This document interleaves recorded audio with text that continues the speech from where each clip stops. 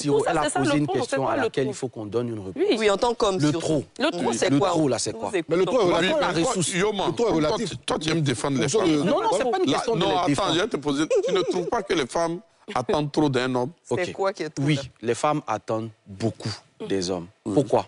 Eh bien, parce que j'estime que quand la ressource disponible est en deçà de la ressource demandée, on trouvera toujours qu'on en demande trop. La plupart du temps, l'homme, il va structurer, en fait, dans sa tête, le fait d'être un bon mari par le fait de pourvoir à un certain nombre de besoins qui sont physiques. Si j'ai réglé la scolarité, si j'ai donné l'argent de la popote, tu me demandes quoi d'autre? Mais en fait, excusez-moi, mais en 2025, payer la scolarité de ton enfant ne fait pas de toi un bon mari. Ça fait de toi un homme qui est responsable par rapport à son enfant.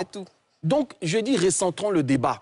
Il ne faut pas qu'on déplace le débat. On ne parle pas ici d'un bon papa. On parle ici d'un bon mari. Et le bon mari, là, c'est en l'absence même des enfants. C'est, comme on dit en français ivoirien, fafa, ta femme et toi. Il y a des hommes, si tu enlèves la scolarité, le loyer, tout ça, en fait, il n'y a plus rien. Donc, regarde, il n'y a plus rien. Donc, regarde ces hommes-là. Tu vois, donc, clairement... Non, attends, regarde ces hommes. Attends, montre bien la caméra, il va bien les hommes.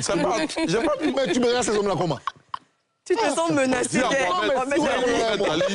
C'est quoi être un bon mari? Pourquoi? Parce que je ne suis pas un bon mari? Non, c'est pas ce qu'il a dit, mais qui s'excuse. On va à travers toi parler aux hommes du monde entier. À tous ces hommes-là qui ont limité leur compréhension ou en tout cas leur perception du bon mari à un certain nombre de choses comme régler un loyer, payer des factures, etc.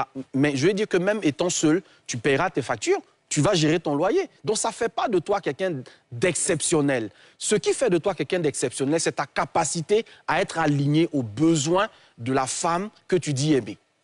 Premièrement, ça, c'est quelque chose d'extrêmement important. Il faut savoir que ce qui fait fonctionner vraiment une relation, c'est la dimension émotionnelle. Je suis désolé, hein, mais on est connecté d'abord par des émotions. Parce que quand je dis « je t'aime », c'est une émotion. L'amour, c'est d'abord une émotion, ensuite un sentiment, puis de la responsabilité.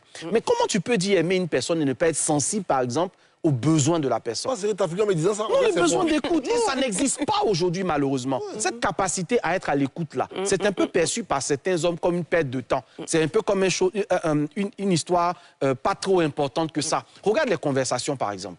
Autour de quoi, parfois, sont rythmées les conversations que nous avons avec nos épouses. Quand il s'agit de sujets qui nous intéressent, à ce moment-là, on a l'impression d'avoir une bonne femme parce qu'elle écoute ce qu'on lui dit. Mais quand il s'agit, par exemple, de sujets dont elle veut parler, on trouve que parfois c'est superflu. Non, coach, il y a des maris qui font béret le femme.